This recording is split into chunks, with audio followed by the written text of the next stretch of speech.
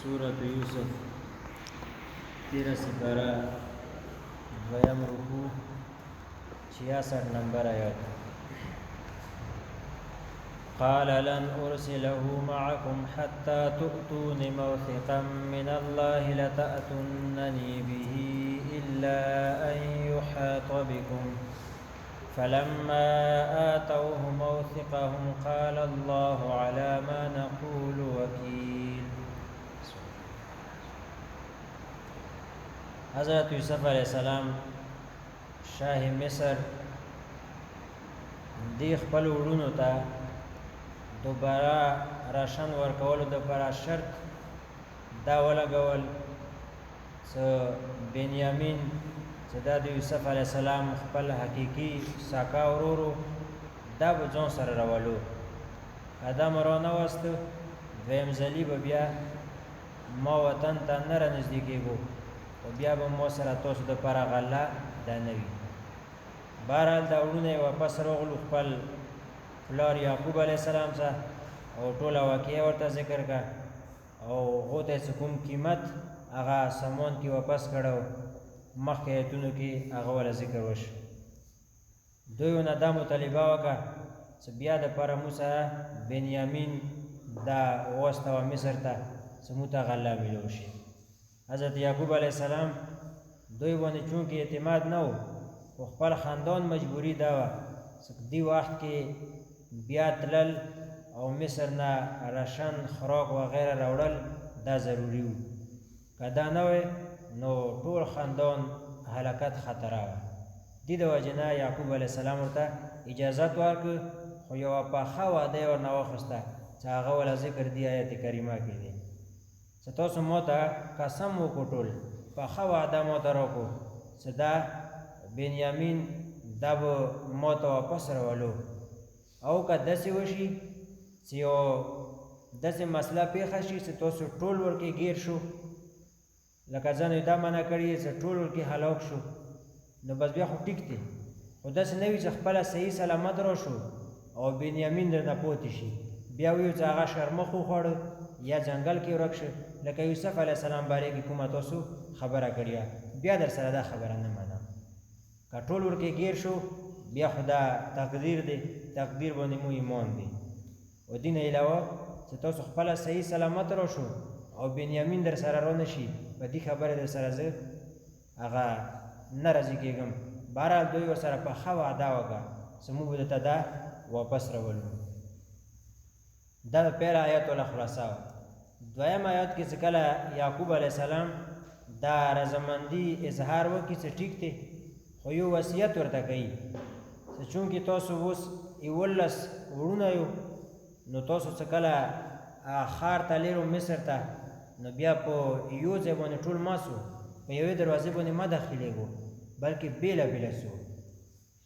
یوه وجه خو ورکې دا دی چې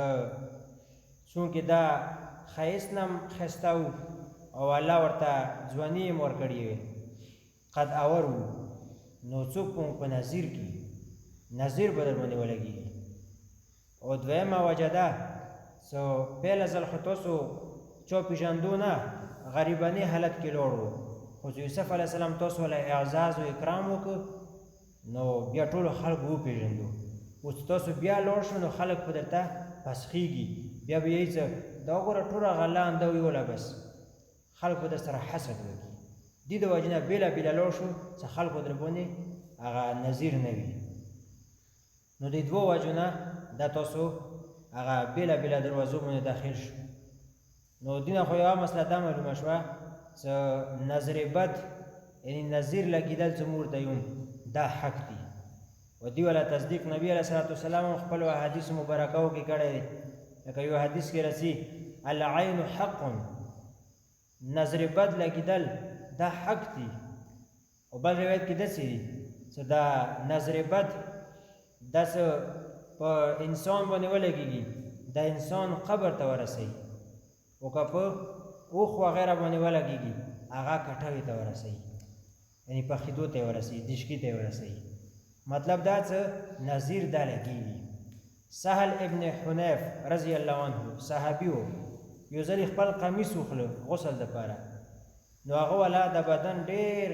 حسین و جمیل و ډېر تندرست و. عامر ابن ربیعه رضی الله عنه هغه څه ولیده نو بې سخته یې خولې نه ووتو، څه دومره حسین و جمیل بدن خو ما چا وله نه دی لیدلی. بس دې خبرې کولو فورا په سهل ابن حنیف باندې تبه راغله. د دې خبرې والا ذکر نبي علیه صلات وسلام ته وکړ. نبي علیه صلات وسلام فورا عامر ابن ربیعه ته حکم وکړ چې ته یو برتن کې اودس وکړه او اودس وله اوبه هغه راوړه او سهل ابن حنیف باندې واچوه، دې سره به هغه نظر بد اثر ختم شي. نو هغه همدغه رنګې وکړو او بي سهل ابن حنیف رضی الله عنه هغه باندې واچولې، فورا ودرېده تندرست. اوس کوم مهم باندې نبي علیه صلات وسلام هغه ورستولی و هغه باندې لاړ. د نبي علیه صلات وسلام امیر ابن ربیعه رضی الله عنه ته دا وفرمیلو چې یو مسلمان ورور بل مسلمان ولې قتل کوي هلاکوي؟ تاسو کله دا لیدلی وی تو ته دا پکار و چې تو دې دپاره برکت وله دعا غوښتې وی. لکه ځینو روایتونو کې دا چې ماشاء الله لا حول ولا قوته سړی ته بیا دا ویي. او دې والا ډېر احادیثو کې هم دې والا وظایف راغلي. نبي علیه صلات وسلام دعاګانو کې کومې پناهګانې غوښتې دي هغه کې یو دین هم پناه غوښتې دی. ومن کل عین لامة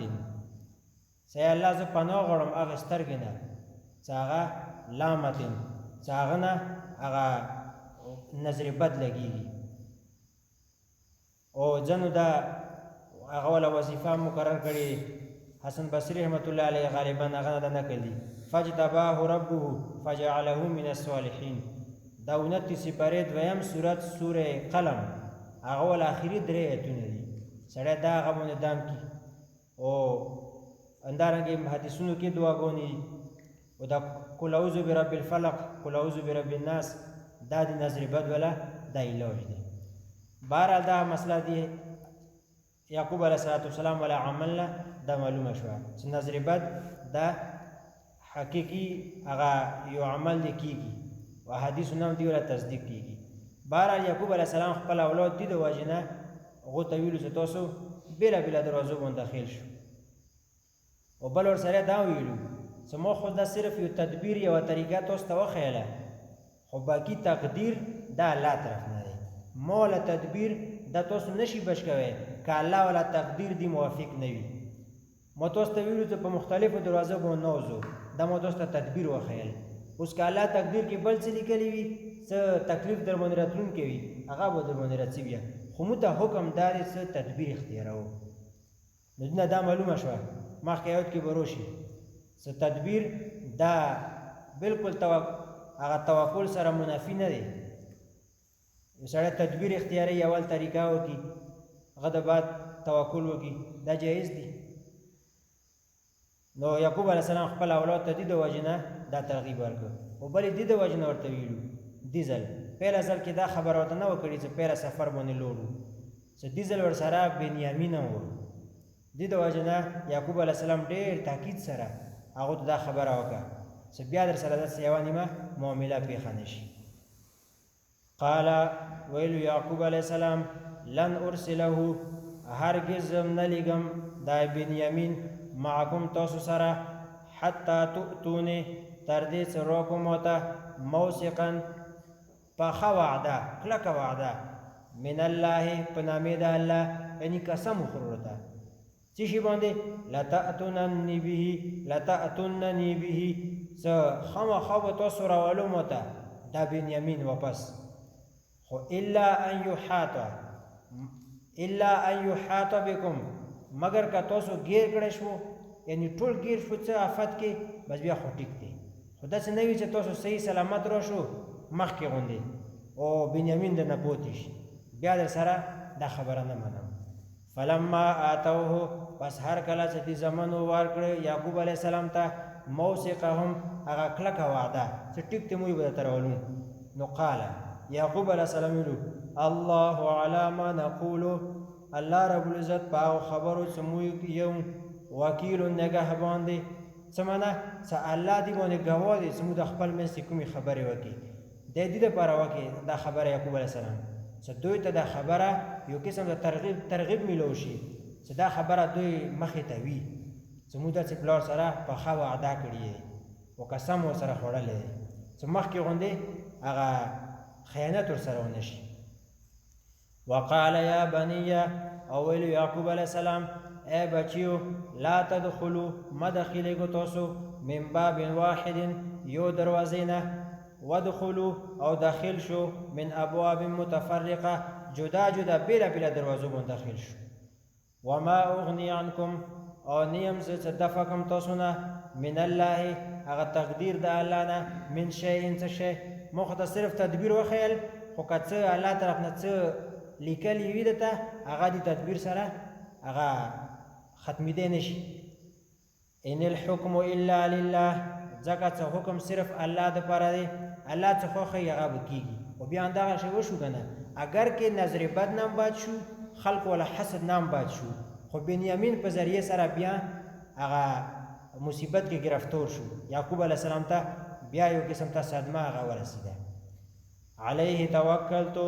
او په دې الله باندې مو بروسه کړې دی.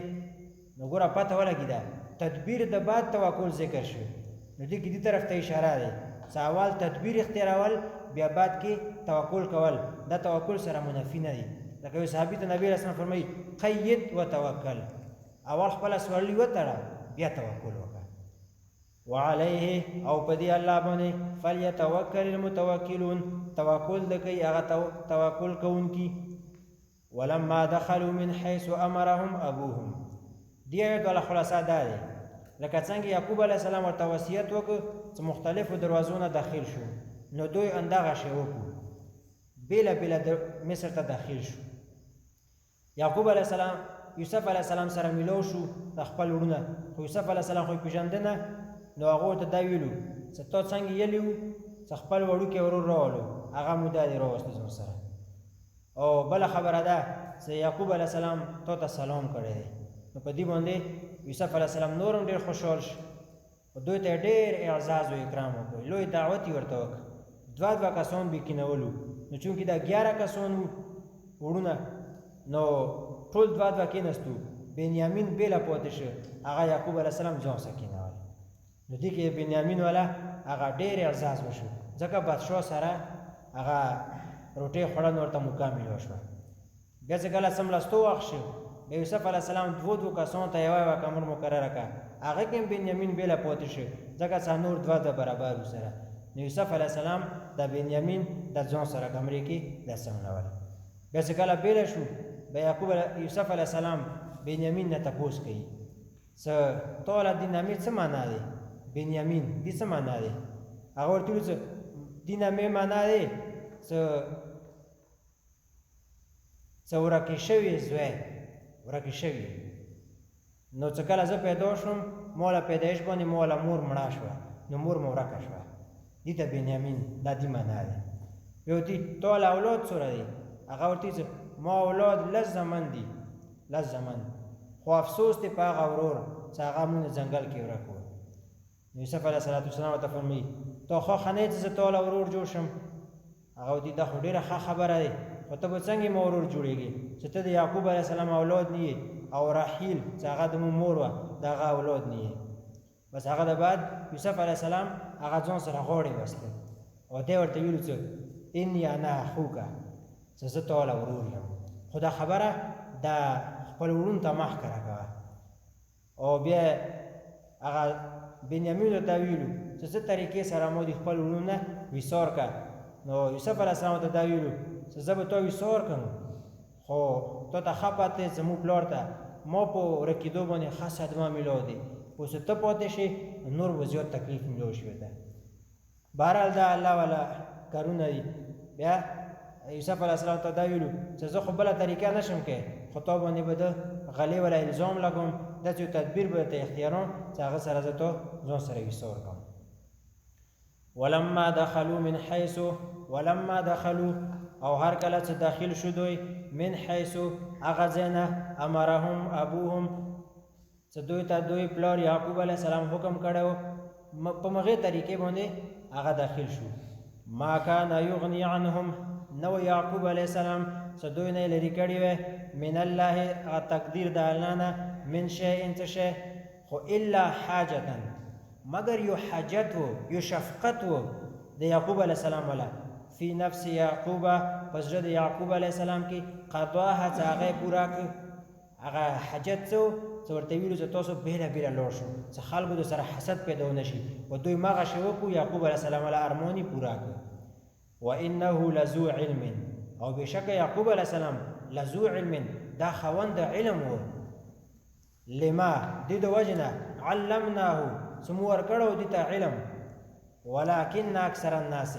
لیکن اکثر د خلکو لا يعلمون د نه پوهېږي صاحب د علم ځکه و چې ګوره تدبیر یې اختیار کړ خو بروسه په تدبیر باندې نه وه په تقدیر باندې وه علیه توکلتو مو په الله باندې بروسه وکړه د تدبیر دی والا خو موږ ته حکم شوی دی باقي مو بروسه په الله باندې وي